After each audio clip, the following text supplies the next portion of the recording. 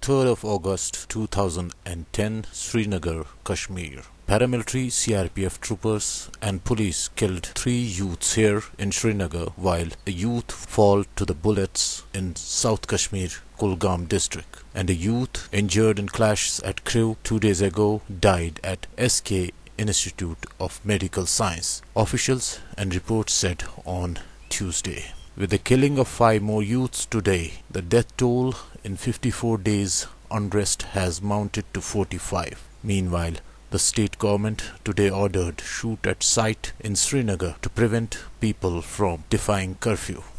In Srinagar, the summer capital, fresh spread of killings in the city. 3 youths were killed in separate firing incidents by police and CRPF, while nearly 70 others were wounded as people defied curfew and staged protests across the summer capital on Tuesday. The first casualty of the day was a youth identified as Mehrajuddin Lone, son of Muhammad Ayub Lone of Kamarwari. The injured was rushed to the SMHS hospital. Massive protests broke out in Kamarwari locality against the killing. At Narwara near Eidgah, forces again firing on protesters, killing Anis Ahmad Ganai, 17, son of Khurshid Ahmad Ganai of Dangarpura, Narwara. As the word about another killing spread, protest across the city intensified. Hundreds of people carrying Anis' body marched toward Jamia Masjid in Old City, where they offered his funeral prayers. He was later laid to rest graveyard at Eidgah. Anis Ahmad was killed when mob defied curfew in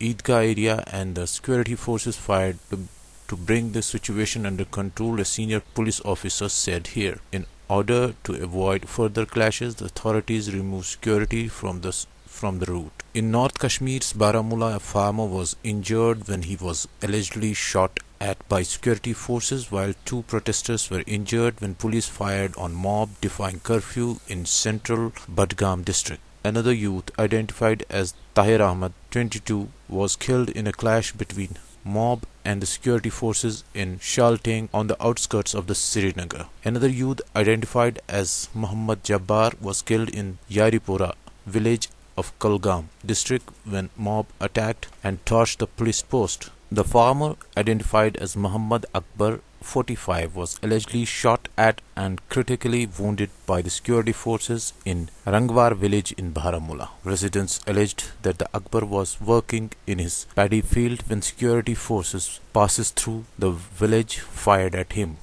Akbar has been shifted to Srinagar for treatment. Gilani Monday said he would lead the rally himself and assured the authorities that the rally would be peaceful. However, authorities continued with curfew restrictions in the Srinagar city and all the other major towns of the valley.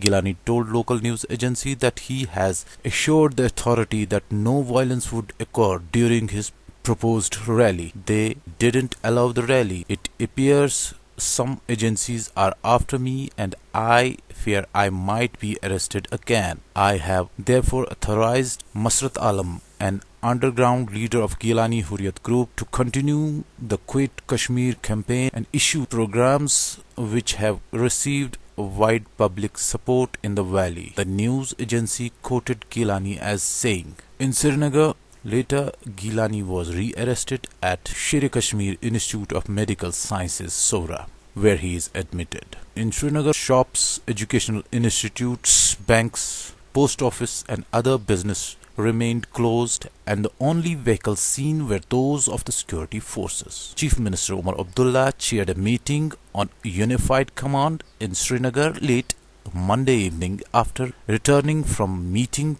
Prime Minister Manmohan Singh and Home Minister P. Chidambaram in New Delhi. Sources said the security forces have been instructed to firmly tackle violence in the valley, but at the same time assured that the firearms are not using unless all other preventive measures are executed.